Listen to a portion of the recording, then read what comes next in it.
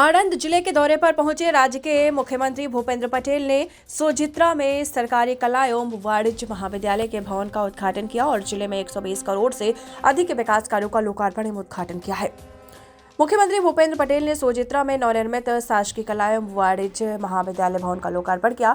मुख्यमंत्री भूपेंद्र पटेल ने पिपलाव स्थित आशापुरी माता मंदिर में जाकर आदिशक्ति आशापुरी के दर्शन कर पूजा अर्चना की है। साथ ही मंदिर के पुजारी ने पूजा अर्चना के बाद मुख्यमंत्री को आशापुरी मंदिर के प्रतिकृति और श्री यंत्र भी भेंट किया है। सीएम भूपेंद्र पटेल ने सोजित्रा में 14.85 करोड़ की लागत से नवनिर्मित शासकीय कला एवं वाणिज्य महाविद्यालय भवन का उद्घाटन किया है। कॉलेज में 1000 छात्रों के लिए 11 कक्षाएं, 200 छात्रों की क्षमता वाला seminar hall, sports room, admin room, NS इसके लिए isolated room, computer lab, library, महिलाओं के लिए आइसोलेटेड रूम और स्ट्रांग रूम की सुविधाएं तैयार की गई हैं।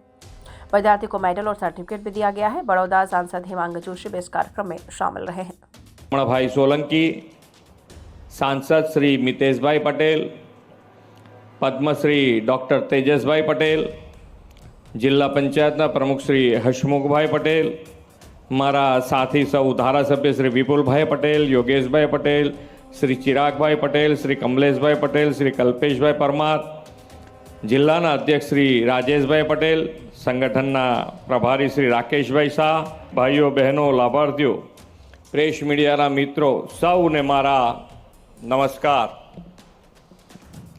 આજે 120 करोड़ રૂપિયાથી વધુના વિકાસ કામોની ભેટ વંદનીય સરદાર સાહેબ અને ભાઈ કાકાના સ્મરણ વંદન એ દિશામાં આગળ વધીને આપણે ગુજરાતમાં શિક્ષણ સહિત સર્વાંગી વિકાસને આગળ ધપાવ્યો છે।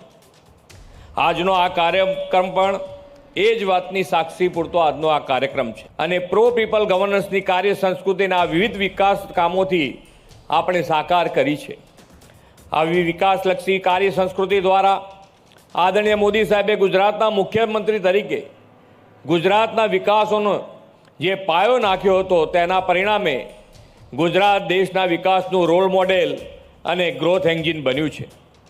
લોહ પુરુષ સરદાર સાહેબના નેતૃત્વમાં સ્વતંત્રતાની ક્રાંતિ પછી અમૂલ રૂપે વિશ્વની સૌથી મોટી સહકારી ચળવળ શ્વેત ક્રાંતિ અને ભાઈ કાકાના નેતૃત્વમાં વિદ્યા ક્રાંતિની સાક્ષી બનેલી ચરોતરની આ ભૂમિના લોકોને વડાપ્રધાનશ્રીએ વિકાસ ક્રાંતિની પણ અનુભૂતિ કરાવી છે। ગુજરાતના એક સમયે ઉચ્ચ શિક્ષણની સંસ્થાઓ ઘણી ગાંઠી જ હતી। વિદ્યાર્થીઓને ઉચ્ચ શિક્ષણ મેળવવા રાજ્ય બહાર જવું પડતું। સોજિત્રાની આ પુણ્યશાળી ભૂમિના સંતાન ભાઈ કાકાએ શિક્ષણ સેવાની સમર્પિતતા સાથે આજના ભવ્ય જ્ઞાનતીર્થના નિર્માણનો પાયો નાખીને વલ્લભ વિદ્યાનગરને વિદ્યાનગરી તરીકે વિકસાવ્યું છે અને આજે તેજસભાઈએ આ વિદ્યાનગરીને વધુ એક ગૌરવ અપાયું છે। મારા મનમાં કે પહેલાં મેમનગર હતા એટલે શરૂઆત કરી ત્યારે મેમનગર હતા ને એ વખત હું 95ની વાત કરું છું, 95ની વાત કરું છું, ત્યારે હું નગરપાલિકાનો પ્રમુખ હતો ત્યારથી તમારા નામથી મને પરિચય, એટલે મને એમ કે તમે ત્યાં અમદાવાદ ક્યાં આજુબાજુ મેમનગર ના જ હશો, પણ આજે આપણા ગુજરાત રાજ્ય